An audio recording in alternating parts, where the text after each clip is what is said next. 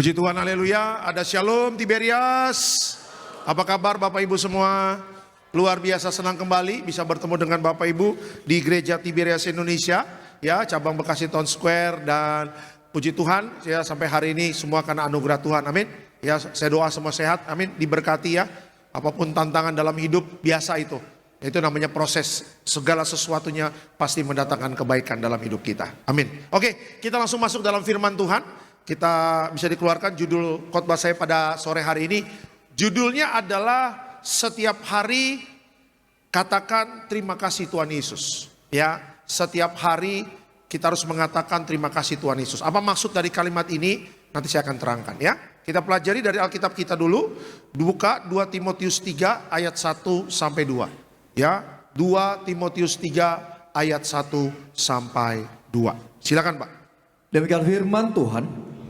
Ketahuilah bahwa pada hari-hari terakhir akan datang masa yang sukar.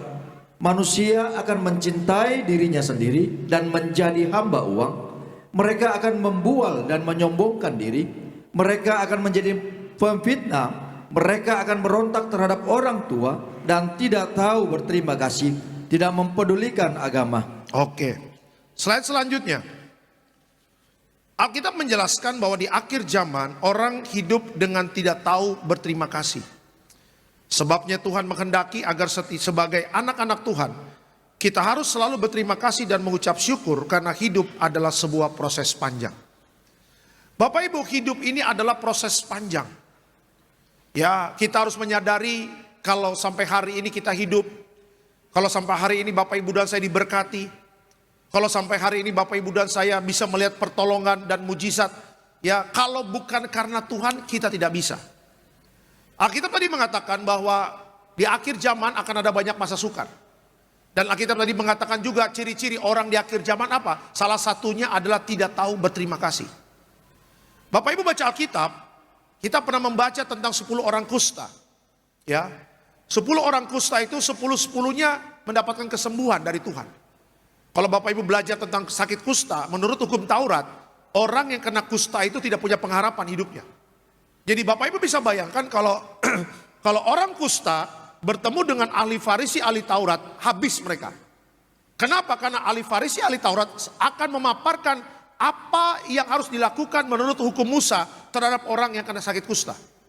Dan orang sakit kusta tidak punya pengharapan, dia pasti sedih, dia pasti berbeban berat dan tertekan.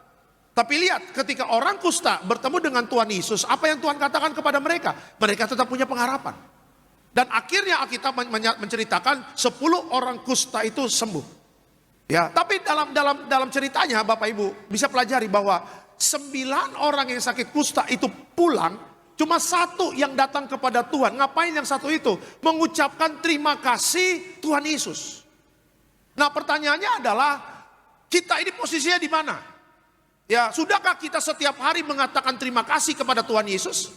Sudahkah kita setiap hari mengatakan kepada Tuhan Yesus dengan ucapan syukur kita? Ya, jangan-jangan kita sibuk dengan pekerjaan kita sibuk dengan usaha kita sibuk untuk cari berkat, kita sibuk untuk mengejar mukjizat, tetapi kita lupa untuk mengatakan hal yang sederhana ini. Ya, ini kan kalimat sederhana Bapak Ibu, terima kasih Tuhan Yesus. Ya, yang sederhana jarang dilakukan, tapi yang ribet-ribet orang Kristen senang melakukan yang ribet itu. Jadilah orang yang tahu diri. Ya, kita bisa hidup karena Tuhan. Ya, proses panjang kehidupan ini tidak mudah. Ya, lihat berapa tahun yang lalu waktu kita COVID, semuanya menderita, semuanya sulit. Ya, mungkin ada beberapa Bapak Ibu yang kena COVID. Mungkin ada beberapa keluarga yang meninggal. Bayangin Bapak Ibu, sulitnya waktu itu, tapi karena Tuhan memberikan kekuatan, memberikan mujizat, kita bisa melewati sampai tahun 2024 ini. Ya, seharusnya dengan hati yang tulus, setiap kita bangun pagi, yang kita lakukan adalah apa? Bukan mikirin bisnis kita, bukan mikirin pekerjaan kita, bukan buka handphone kita dulu, tetapi apa? Sebelum kaki kita menyentuh lantai kamar kita, seharusnya yang kita lakukan adalah apa? Mengatakan terima kasih Tuhan Yesus. Kalau kita berkumpul dengan orang-orang yang sehat, Bapak Ibu, mungkin kita tidak melihat penderitaan di sana. Ya, 4 orang berkumpul di Starbucks, 4 orang berkumpul di Starbucks. Semuanya naik mobil mewah, semuanya kerjanya bagus, semuanya gajinya luar biasa. Tetapi kalau empat orang ini semuanya baik-baik aja, banyak orang ketika baik-baik lupa mengucap syukur. Tapi lihat, kalau Bapak Ibu dan saya melihat orang yang menderita di rumah sakit, di ruang ICU, pasti kita punya pemandangan terhadap hidup ini pasti berbeda. Saya berapa kali diundang sama jemaat untuk mendoakan. 2 kali saya ke rumah sakit Darmais, 2 kali Bapak Ibu. Sampai di parkiran, suasana itu mencekam, angin seperti angin, anginnya kok berbeda dibandingkan rumah sakit yang lain. Mungkin itu perasaan saya aja kali Bapak Ibu ya, mendramatisir. Ya, baru sampai di lobi itu liftnya kan panjang tuh. Kenapa panjang? Supaya tempat tidur rumah sakit itu bisa masuk. Lagi nunggu untuk ke lantai berapa tuh ruang ICU. Udah dikasih lihat ada 1 orang yang lehernya dibolongin di sini. Mohon maaf ya Bapak Ibu, dengan segala hormat, dia pupnya di sini. Coba lihat, waktu kita sehat-sehat bertemu orang yang sakit begitu, gimana kita nggak mengucap syukur kepada Tuhan? Aduh Tuhan, puji Tuhan, kita tidak seperti itu. Puji Tuhan, aku sehat sempurna. Lihat, saya naik ke lantai 3 kalau nggak salah. Pak, pakai baju ininya ya, baju khusus ruang ICU warna hijau. Masuknya begini nih, tangannya begini, terus diikat di belakang. Biasanya kan kancing di depan, ini ikat di belakang. Ya, lepas sepatu ya Pak, nggak boleh lama-lama, hanya 5 menit. Saya datang ke sana, nggak ada keluarganya, saya bertemu dengan orang yang sudah ngorok. Saya ngomongnya bagaimana? Ya, nggak mungkin orang lagi ngorok, om bangun om. Jangan ngorok mulu om, mau didoain nggak om? Mau bertobat nggak om? Masuk surga om? Kan nggak mungkin kita langsung cabut dia punya selang, mati kita dituntut polisi Bapak Ibu. Ditemani suster mana yang sakit ini? Suster, saya bagaimana ngomongnya? Lah saya juga nggak tahu Pak. Saya bagaimana ngomongnya kalau cuma sakit ruang 1 kelas 2, sakit apa demam berdarah, misalnya sakit apa namanya kena tifus, kita datang orang masih bisa ngomong. Ada orang tuanya yang nunggu, Bu anak sakit apa? Iya nih Pak demam berdarah, Pak Alek tolong doain. Kita masih ngomong, adek sakit apa? Demam berdarah Pak Pendeta, tolong doain Pak Pendeta. Kita masih bisa ngomong, ini sudah ngorok. Pulang dari rumah sakit Darmais di mobil, saya nggak ngomong apa-apa, saya pasang lagu rohani. Yang lagunya temanya apa? Terima kasih Tuhan untuk kasih setiamu. Saya bilang aduh Tuhan terima kasih. Saya bertemu dengan jemaat yang udah ngorok. Saya masih sehat walafiat. Terima kasih Tuhan untuk semua kebaikan Tuhan. Jangan lupa untuk berterima kasih kepada Tuhan. Sudah tidak terhitung berkatnya. Sudah tidak terhitung mujizatnya. Sudah tidak terhitung pertolongannya. Jangan menjadi orang Kristen yang tidak tahu berterima kasih. Hari ini Roh Kudus mengingatkan kepada Bapak Ibu dan saya, banyak-banyak berterima kasihlah kepada Tuhan Yesus. Karena Tuhan selalu baik dalam hidup kita. Amin. Kasih tepuk tangan yang meriah untuk Tuhan Yesus. Itu dia. Yuk kita langsung masuk dalam slide selanjutnya. Nah, belajar dari Alkitab, ada 3 alasan kita harus selalu berterima kasih kepada Tuhan Yesus. Ada 3 alasan, banyak ya, sebenarnya banyak, tapi saya rangkumkan menjadi 3. Ya, ada 3 alasan kita harus selalu berterima kasih kepada Tuhan. Alasan yang pertama apa? Yang pertama adalah terima kasih untuk karya keselamatan. Oke, terima kasih untuk karya keselamatan. Kita lihat Alkitab kita, Galatia 5 ayatnya yang ke-13. Galatia 5 ayatnya yang ke-13. Silakan Pak. Demikian firman Tuhan, saudara-saudara, memang kamu telah dipanggil untuk merdeka. Tetapi janganlah kamu mempergunakan kemerdekaan itu sebagai kesempatan untuk kehidupan dalam dosa. Melainkan layanilah seorang akan yang lain oleh kasih. Oke, slide selanjutnya. Keselamatan merupakan kebutuhan paling utama dan terutama bagi setiap orang. Hanya dengan pengorbanan Yesuslah kita bisa diselamatkan. Dialah satu-satunya jalan keselamatan. Tadi saya katakan keselamatan merupakan kebutuhan paling utama dan terutama. Diingat itu Bapak Ibu, di garis bawahi. Oke. Ada 5 orang di interview. Ada 5 orang di interview. Ya, 5 orang. 1, 2, 3, 4, 5. Oke. Ketika orang ini di interview, yang paling utama dalam hidupmu apa? Pekerjaan. Oke, pekerjaan. Yang kedua, yang paling utama dalam hidupmu apa? Mobil Ferrari, Lamborghini. Oke, itu yang paling utama. Rumah kamu di mana? Di Babelan. Oh, haleluya. Yang di Babelan ada nggak yang punya Ferrari di sana? Kita doa ya, ada dong. Kan tiada pertanyaan mustahil bagi Tuhan. Contoh aja nih, jangan tersinggung nih di Babelan, cuma contoh-contoh aja. Oke.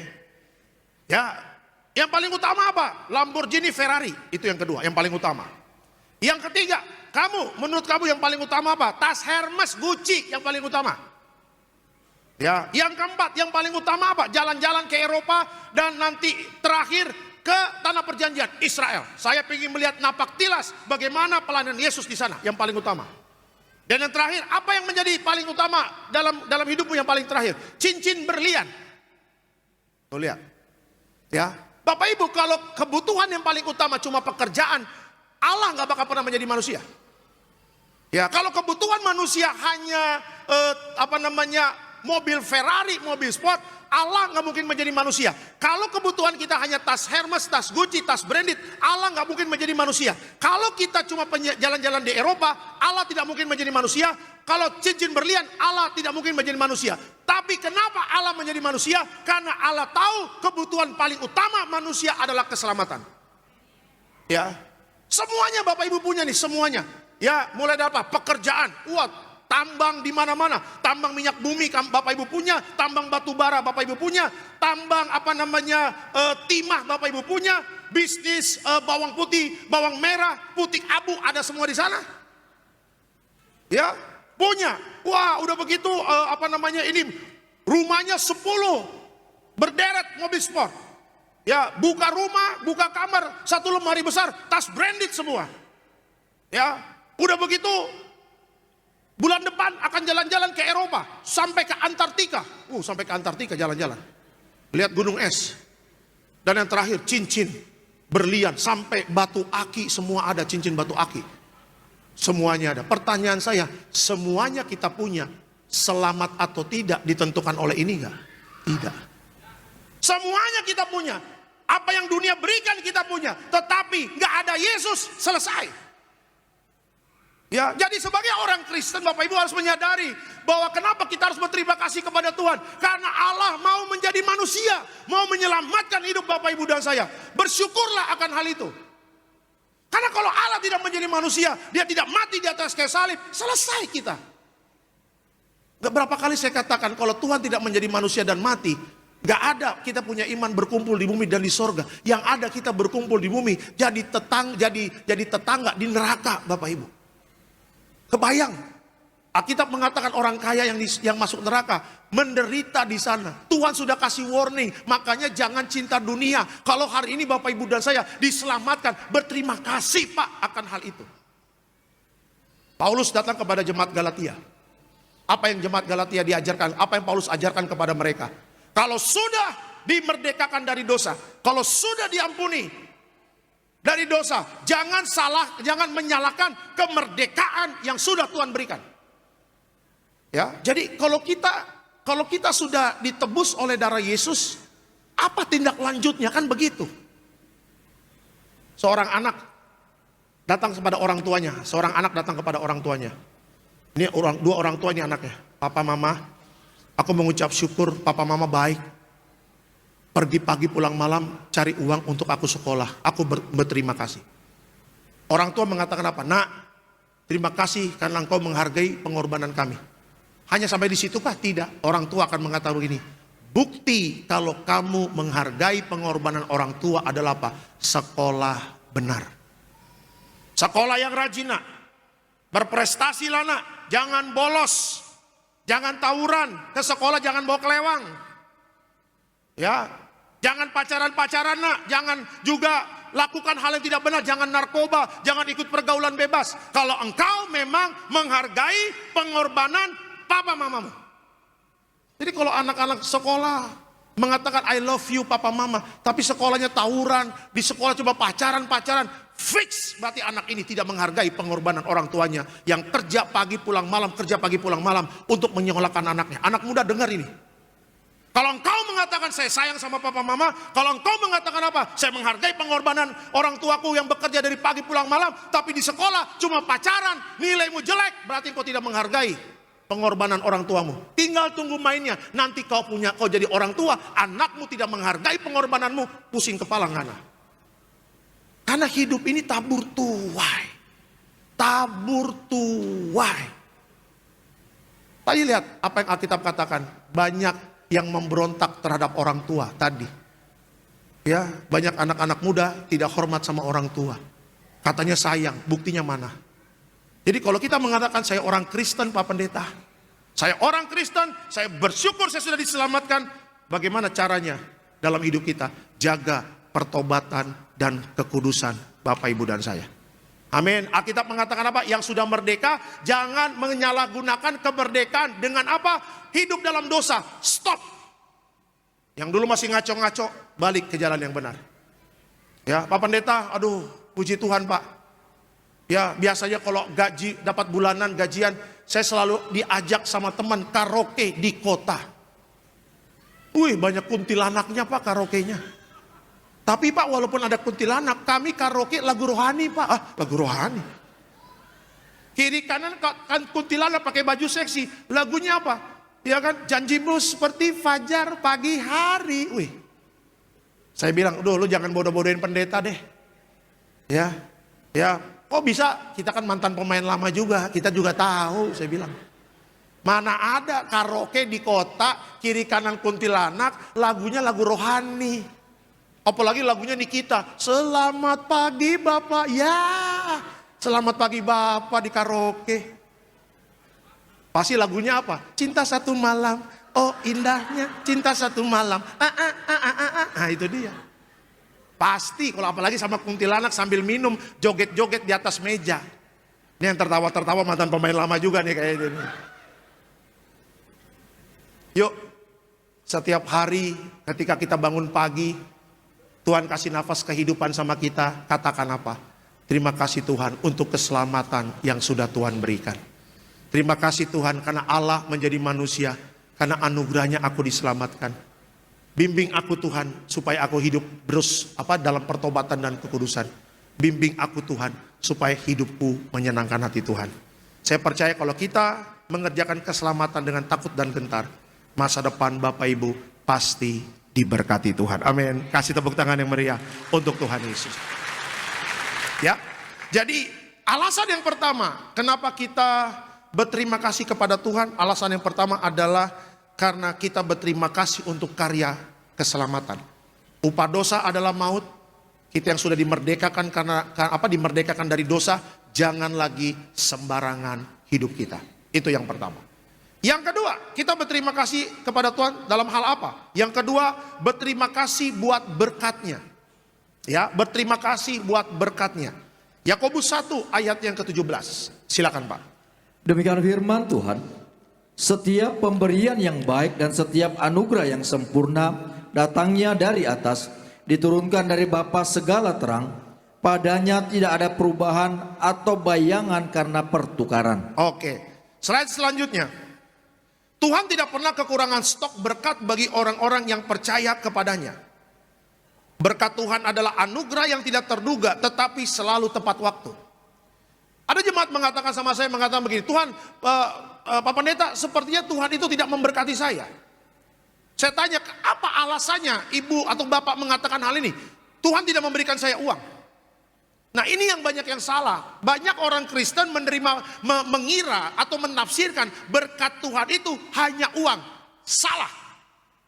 Ya, berkat Tuhan itu banyak yang bisa Tuhan berikan kepada kita. Sebagai contoh, kalau hati Bapak Ibu dan saya hidupnya tidak khawatir, itu berkat loh. Ya, coba lihat banyak ibu-ibu yang altar call datang sama kita, minta apa? Minta didoakan. Pak Pendeta, saya minta didoakan. Kenapa? Asam lambung tinggi. Ya, kenapa Bu? Banyak pikiran. Tuh lihat, banyak pikiran. Alkitab mengatakan banyak berdoa, dia banyak pikiran Bapak Ibu. Disuruh banyak berdoa, bukan banyak pikiran. Ada nggak ayat di Alkitab? Hei orang percaya, banyak-banyakinlah pikiran. Tidak ada. Jadi orang yang banyak pikiran itu menderita. Tapi orang yang diberkati adalah apa? Orang yang bisa menyelesaikan kekhawatirannya, memberikan kekhawatirannya kepada Tuhan di dalam doa dan ucapan syukur, dan hidupnya bisa tenang, itu berkat. Ya, tidak khawatir itu berkat Bapak Ibu. Pak Pendeta, saya cuma tidur 3 jam. Aduh, kasihan amat ini ibu. Ada tuh di Balai Sarbini tuh. Ibu-ibu kurang tidur. Berapa jam ibu tidur? Cuma 3 jam Pak Pendeta.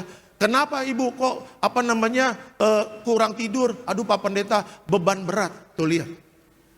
Alkitab mengatakan siapa yang letih lesu dan berbeban berat, berikanlah kepadaku, kata Tuhan di kitab Matius. Tuhan tidak menyuruh kita menanggung beban hidup kita sehingga kita kurang tidur. Orang kurang tidur nggak jadi berkat loh. Tapi orang lihat yang bisa tidur. Saya puji Tuhan Bapak Ibu, saya punya karunia tidur sangat cepat. TSS, tidur sangat cepat. Tadi jam 12 saya khotbah di Karawaci, jam 2 menuju BCP. Tadi jam 2 saya di BCP. Jam 2 kurang 5 kita baru keluar dari Karawaci. Puji Tuhannya ada bantal anak saya lupa diturunin Bapak Ibu. Di bangku tengah, ya udah saya pakai tidur. Nggak ada hitungan 1 menit langsung masuk alam roh. Haleluya. Jesus. Haleluya. Seperti di Taman Eden, ya kan? Itu saya mungkin kalau saya Bapak Ibu tanya sama tim saya, Pak Alek tadi gimana tidurnya? Ngorok benar. Nyenyak benar, pulas benar. Saya bangun pas masuk di Bekasi Barat bayar tol. Saya bangun udah Bekasi Barat. Dan waktu khotbah tadi di BCP saya segernya minta ampun. Tidur mungkin hampir 1 jam.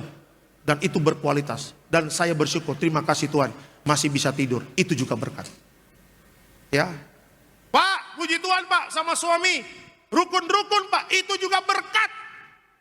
Suami istri rukun, suami istri saling mesra, suami istri saling mengasihi, saling mengampuni, itu juga berkat. Coba lihat suami istri kalau ribut, pusing kepala nggak Bapak Ibu? Oh pusing, kerja juga nggak semangat, pelayanan juga nggak semangat, ya kan? Tapi kalau datang ke rumah, istri menyambut suami dengan apa? Papi, puji Tuhan, papi sayang sudah pulang. Nak unu. Suami juga, mami. Si cantik aku. Walaupun dari pagi pakai daster terus.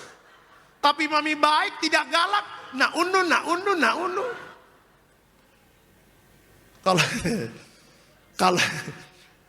Kalau rumah penuh dengan canda tawa, itu berkat loh. Yang repot kalau suami istri kayak Tom and Jerry Bapak Ibu. Kejar-kejaran anjing dan kucing. Itu seperti perang Israel dengan Hamas Bapak Ibu. Di Timur Tengah. Itu berkat gak kalau rumah sakit, kalau rumah tangga rukun berkat gak? Berkat. Nah makanya kalau ingin mendapat yang terbaik jangan cari dunia. Alkitab tadi mengatakan apa? Segala pemberian yang terbaik datangnya dari atas, datangnya dari Bapa. Makanya orang Kristen harus kenal siapa Bapa di sorga. Kenal dulu Bapak kita di sorga siapa. Kenal dulu Yesus itu siapa. Ya, jalin hubungan yang intim, jalin hubungan yang akrab. Sehingga apa? Sehingga kita jangan hanya mengenal Yesus cuma karena mujizatnya, tapi kita mengenal heart to heart, dari hati ke hati. Kalau kita mengenal dari hati ke hati, kita bisa mengerti apa kehendak Tuhan, kita bisa mengerti apa mau Tuhan dalam hidup kita. Itu juga menjadi berkat bagi Bapak Ibu dan saya. Kalau orang lagi pacaran kan pasti kan ngejar-ngejarnya kan luar biasa. Ya. Cowoknya rumahnya di mana? Bro, rumah di mana? Babelan. Mohon maaf saya pakai Babelan lagi nih. Ada sahabat saya Pasipayung rumahnya di Babelan. Ya, rumahnya di Babelan. Ceweknya rumahnya di mana? Ciledug. Haleluya. Babelan Ciledug. Bisa kebayang itu. Bayar itolnya berapa? Bensinnya berapa? Belum makannya berapa? Minimal sekali jalan gope. Minimal. Tapi kalau cinta, ingin mengenal pribadi lebih dalam lagi, Babelan Ciledug kecil. Kecil. Cowoknya Babelan, ceweknya di mana? Cikupa. Balaraja. Pak Pendeta, Ciledug aja gua datangin, apalagi Cikupa Balaraja, kecil. Tambah lagi kosnya. Kalau Babelan Ciledug 500.000, tambah Balaraja minimal sekali jalan 1 juta. Yang penting aku bisa mengenal lebih dalam lagi si dia. Si dia. Ya. Saya waktu sama istri saya PDKT di Manado. Hemat ongkos Bapak Ibu. Manado itu hemat ongkos. Karena kalau mau jalan-jalan dekat, apalagi kalau ada teman gereja, anterin dong, aman. Rumah istri saya di Manado itu dekat sama mall. Jadi ibarat kalau jalan kaki nyampe. Ya, keluar ada satu gang, ada perumahan, ada gang-gang, masuk, depan udah Mantos. Jadi kalau jalan tuh murah meriah kalau di sana. Beda kalau Jakarta ya. Iya, istri saya dulu saya deketin, waduh, saya deketin, susah bener dapatin dia. Tapi namanya Alexander Simanjuntak. Nothing is impossible. Mujizat itu nyata. Ya, Tuhanlah pembelaku. Hosana in the highest. Ya Tuhan tiap jam. Nah, itu. Waduh, menaklukkan hati istri saya gak gampang. Beneran Bapak Ibu, dia punya prinsip pendirian tuh luar biasa. Tapi sehebat-hebatnya dia punya prinsip, pendeta selalu menang. Iya, Bapak Ibu tahu yang pertama saya dekatin siapa? Mama mertua. Saya tangkap dulu mamanya. Kalau soal anak nomor belakang, yang penting mama udah kasih restu, aman. Ya, saya DM di story Facebook. Shalom Bu, saya pendeta Alexander Simanjuntak, izin mau dekati anak ibu. Maju terus Pak Pendeta, saya dukung. Haleluya. Pemberian yang terbaik dari Bapa. No dukun, no santet. Nah, cara Tuhan memang mantap. Udah, langsung mama mertua bilang sama istri saya, Ngana jangan main-main sama pendeta ini. Ya Ngana harus serius. Mama, tapi kan nggak ada bisa. Mama sudah setuju sama pendeta. Ya bahagia dunia dan akhirat. Katanya, oh haleluya. Dia pakai akhirat lagi Bapak ya. Udah, iya kan? Nah maksud saya begini, kenapa saya pakai contoh ini? Lah kita kalau sama ngejar cewek semangat gitu loh. Iya kan? LDR dah. Cowoknya di Jakarta, ceweknya di Bali, dia kejar. Cowoknya di Jakarta, ceweknya di Semarang, naik pesawat, naik kereta, naik bus. Tapi untuk mengejar siapa Tuhan Yesus, mengenal pribadinya Bapa, kok gak semangat? Jangan dong. Hari ini kita diberkati secara luar biasa loh Bapak Ibu. Ya, makanya persiapkan diri dengan baik untuk menerima berkat Tuhan. Ada banyak orang, Tuhan berkati saya, Tuhan berkati aku berlimpah-limpah. Tapi orang ini belum siap diberkati, gak bakal bisa. Ya, tadi saya kasih contoh di Karawaci. Kalau setiap Bapak Ibu yang datang biasa jam 4. Puji Tuhan kalau saya dapat jadwal di sini jam 4 yang khotbah saya. Saya telepon Bill Gates di Amerika. Hey Bill Gates, how are you? I'm fine. What's up bro? Tolong lo kirim 5 miliar ke seluruh jemaat Betos yang jam 4 saja. Jam 4 saja. Yang jam 4 saja. Oke, you catat nomor rekeningnya. Oke, nanti tim saya akan catat nama orangnya dan catat nomor rekeningnya. Bapak Ibu dicatat nomor Bapak Ibu, nomor handphone sama nomor rekening. Puji Tuhan. Keluar dari gereja, tiba-tiba Bill Gates langsung enter, send ke rekening masing-masing 5 miliar. Nggak ada yang amin ini, nggak ada yang amin ini. Amin dulu aja walaupun mimpi aja Bapak Ibu. Amin aja dulu, amin, amin, amin. Wih, sampai keluar semuanya tersenyum. Lihat handphone. Oh haleluya. Jesus. Dapat gak? Dapat gak? 5 miliar. Nolnya 3. 9 digit. Nolnya oh haleluya. Mujizat itu nyata. Udah. Semua pulang bawa 5 miliar.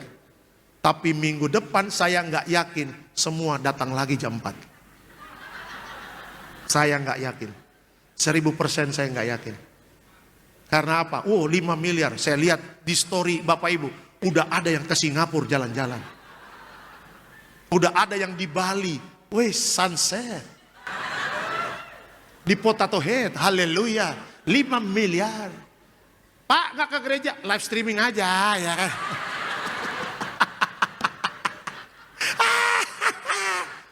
Dari Potato Head live streaming, Pak Alek, mohon maaf ya, kita lagi di Bali dulu Potato Head ya. 5 miliar, gimana nggak jalan-jalan? Iya kan, biasa cuma Cawang Bekasi Barat, Bapak Ibu. Ini 5 miliar Potato Head langsung. Apa nama yang klub yang di Atlas? Atlas. Tung terang tang tung terang tang. Hey, minum. Bukan thank you Jesus, thank you Bill Gates, ya kan? Di Atlas, Atlas maksudnya Atlas. Potato Head udah lama lah ya, tapi masih bagus juga sih. Di Atlas, wih. Papa, kita lupa hari ini live streaming jam. Udah Pak Alex juga ngerti.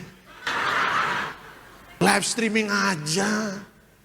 Tuh, maksud saya begini. Ada banyak orang gak siap diberkati besar. Karena apa?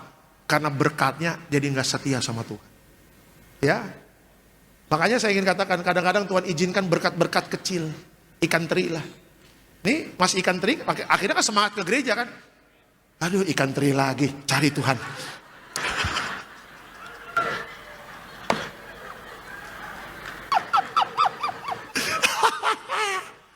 Oh Tuhan, kapan ikan paus gitu?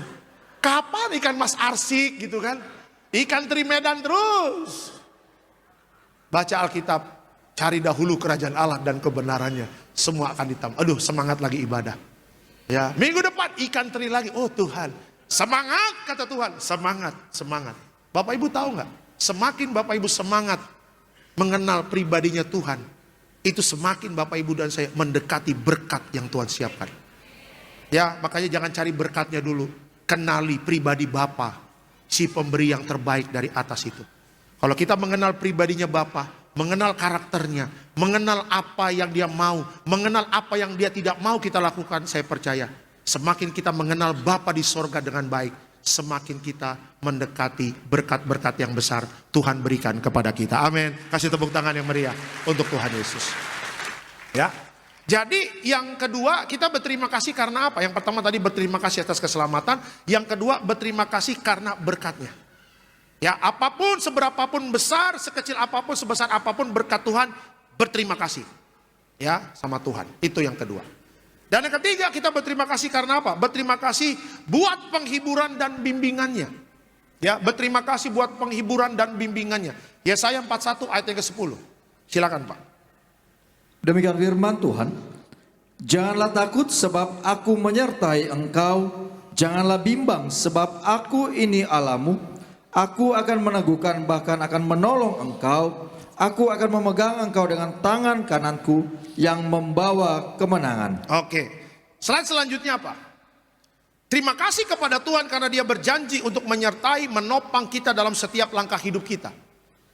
Firman-Nya memberikan penghiburan bagi jiwa kita dan bimbingan dalam setiap proses yang dialami. Bapak Ibu, dalam kehidupan kita ada proses ya. Dimulainya proses A dan berakhir di B. Semua ada proses. Dan proses Tuhan itu tidak enak Bapak Ibu. Ya, Alkitab mengatakan bangsa Israel mengeluh. Kenapa? Karena 40 tahun diproses sama Tuhan di padang gurun. Dan tidak enak. Tapi lihat ketika lagi diproses, Tuhan memberikan penghiburan kepada bangsa Israel. Apa? Bangun pagi ada namanya roti mana. Itu penghiburan. Ya, siang hari panas padang gurun dikasih tiang awan. Malam hari dingin di padang gurun dikasih tiang api. Jadi dalam prosesnya Tuhan ada kesedihan, ya ada kesulitan yang Tuhan izinkan, tetap ada penghiburan yang Tuhan berikan kepada Bapak Ibu dan saya. Ya, di dalam proses juga ada bimbingan di sana. Yosua diperintahkan Tuhan untuk menggantikan Musa memimpin bangsa Israel. Melalui Yosua lah bangsa Israel dibimbing. Ya, diajarkan untuk setia. Ya, jangan menyembah berhala. Ada bimbingan di sana. Ya, Bapak Ibu, awal bulan kemarin saya itu sakit. Saya itu izin sama Ibu Gembala. Saya itu izin. Saya itu sakit. Sakit apa Pak Alek? Malu saya ngomongnya. Saya kena gondongan Bapak Ibu ya kan. Gondong. Oh Tuhan. Ya, Senin pagi saya tuh nggak akhir bulan Mei, akhir bulan April, sekarang Mei ya. Akhir bulan April itu, bulan akhir harus minggu terakhir itu Seninnya saya udah mulai ada bengkak di sini. Ya, dan waktu ngantar anak saya kok ada sakit gitu ya. Akhirnya Bapak Ibu Selasa siang saya sama istri mau ngecek ke dokter. Sakit apa sih sebenarnya? Takutnya kan ada serangan-serangan puasa gelap gitu kan. Wah kayak gitu, takutnya begitulah. Dokter bilang di PK Hospital di kota wisata, Pak fix ini gondongan. Tuhan Yesus. Ya, jadi obatnya apa? Ya dikasih antibiotik atau antivirus, dikasih vitamin, disuruh bed rest, tidur. Tidur ya Pak. Bapak apa profesinya? Saya pendeta, izin pelayanan. Ini harus bed rest. harus tidur. Bapak capek sekali nih kelihatan. Ya, memang fisik saya lagi menurun, capek, pelayanan ada banyak dan kurang tidur. Udah, saya tidur Bapak Ibu. Besok paginya Bapak Ibu, istri saya sama anak mau izin sekolah, istri saya ngantar anak saya. Pas kami kan tidur beda, dia di atas, saya di bawah. Pas buka pintu, anak saya bilang, papi kok muka kayak babi, katanya begitu.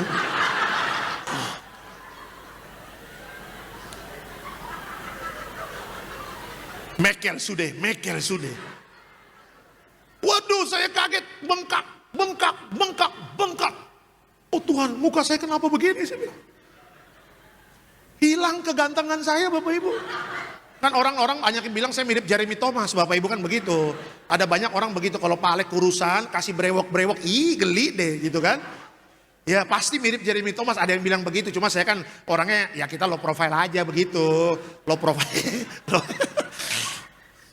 Wih, anak saya bilang, papi kok mohon maaf, papi kok kayak babi mukanya. Saya bilang, oh Tuhan, kurang ajar anak ini. Kita mau bilang kurang ajar masih TKA, Bapak Ibu. Ya spontanitas, namanya juga anak bocah gitu kan dia, gitu. Udah. Akhirnya Bapak Ibu, Rabu malam, itu makin bengkak. Saya sampai di rumah nangis saya di kamar. Tuhan, intimidasi kan iblis kan. Mukamu tidak akan bisa kembali. Suara-suara semua, Tuhan. Di kamar saya nangis Bapak Ibu. Ya, akhirnya nggak tahu bagaimana Bapak Ibu, saya lihat TikTok Bapak Ibu ya. Tiba-tiba ada suatu pengajaran tentang minyak urapan. Padahal minyak urapan di samping saya itu, minyak urapan perjamuan di samping saya. Saya lagi lihat TikTok gitu. Ada pengajaran tentang minyak urapan, saya baca gitu. Ini kan yang Papa Reji ajarkan, saya baca lagi, saya renungin gitu. Berarti ini sama nih. Ya, walaupun beda gereja tapi dia percaya minyak urapan, saya bilang begitu. Ya setelah beres Bapak Ibu, saya dibangkitkan imannya. Olesi setiap yang gondongan itu pakai minyak. Saya pakai minyak, saya olesi pakai minyak urapan. Saya olesin minyak muka minyak semua. Saya kebayang kalau jemaat-jemaat yang di Sarbini dulu mandi minyak Bapak Ibu ya kan. Minyak atas minyak saya urapi. Saya tutup pakai shawl. AC di kamar saya turunin jadi 26, 27. Saya tidur kayak orang meninggal, tidur begini Bapak Ibu. Tidur. Besok paginya 4:30 saya bangun mau ke toilet. Beres dari toilet saya buka shawl saya. Itu dia punya bengkak. Hilang Bapak Ibu. Kasih tepuk tangan buat Tuhan Yesus. Akhirnya saya naik ke atas kamar istri saya. Saya nangis di peluk istri saya. Istri saya mengatakan, kamu kenapa? Saya peluk. Kamu kenapa? Kamu lihat ini. Kemana ini yang bengkaknya? Gak tahu. Mujizat. Tadi malam saya urapi. Pakai minyak urapan saya bilang. Saya udah janji sama Tuhan akan bersaksi nih. Iya kan? Nah makanya saya katakan ketika saya lagi sakit itu Bapak Ibu di kamar, intimidasi iblis kuat. Dan iblis mengatakan, kamu tidak akan pernah kembali. Langsung dibilang nanti ada infeksi lah, nanti operasi lah. Karena saya punya telinga udah mulai sakit, karena bengkaknya makin naik ke atas. Saya mau kasih lihat di ini, tapi malu sih Bapak Ibu, janganlah ya kan. Nanti di screenshot jadi stiker lagi Bapak Ibu ya kan. Nanti kalau ada WA, muka saya lagi begitu lah. Gue udah tahu lah licik-liciknya dah ya kan. Tuhan Yesus saya bilang intimidasi iblis luar biasa. Nanti kalau infeksi gimana? Nanti kalau operasi gimana? Wah kurang ngajar saya bilang ini. Gak boleh nih saya pakai minyak urapan. Ya. Hiburannya saya cepat disembuhkan sama Tuhan. Dan bimbingannya apa? Tuhan ingatkan saya harus makin bijaksana. Atur waktu benar. Jangan lupa istirahat itu. Ya pelayanan boleh, tapi tidur juga perhatikan vitaminnya, makannya bagaimana. Ya kan perhatikan dengan baik, jangan main gas-gas aja. Ya itu Tuhan kasih ajarkan saya makin bijaksana. Bijaksana dalam pelayanan, di rumah tangga, dalam kehidupan hari-hari. Harus makin bijaksana, itulah bimbingan. Jadi saya ingin katakan, setiap proses yang Tuhan izinkan, Tuhan kasih penghiburan pasti. Ya, Tuhan tahu kita sedih, Tuhan tahu kita lagi sulit, Tuhan tahu bahwa prosesnya tidak mudah. Minta sama Tuhan, Tuhan kasih penghiburan dong buat saya, supaya saya kuat. Dan minta sama Tuhan, kalau lagi diproses, apa maksud Tuhan dalam proses itu. Dan minta dibimbing sama Roh Kudus. Kalau lagi dibimbing sama Roh Kudus, nurut. Kalau Tuhan bilang istirahat dulu, jangan kerja. Di rumah, baca Alkitab, doa, istirahat, lakukan itu. Ada kalanya kita terlalu sibuk sampai hari Minggu pun lupa untuk ibadah. Tuhan izinkan, tiba-tiba ada kejadian di kantor, bos mengatakan apa? Istirahat dulu 2 minggu, itu pasti ada waktu, ada maksud Tuhan. 2 minggu di rumah, istirahat, belajar Alkitab, berdoa, minta hikmat Tuhan. Segala sesuatu proses Tuhan mendatangkan kebaikan, amin. Amin. Saya tidak tahu apa yang Bapak Ibu sedang alami, tapi ketika sedang diproses Tuhan, minta penghiburan sama Tuhan. Minta dibimbing, karena segala sesuatu yang Tuhan izinkan mendatangkan kebaikan bagi kita. Kasih tepuk tangan yang meriah untuk Tuhan Yesus. Sebagai kesimpulan dalam khotbah saya pada sore hari ini, apa kesimpulannya? Berterima kasih kepada Tuhan akan menjaga hati kita tetap berada dalam hubungan yang benar dengan Tuhan. Selamat hari Minggu, Tuhan Yesus memberkati. Kasih tepuk tangan yang meriah untuk Tuhan Yesus.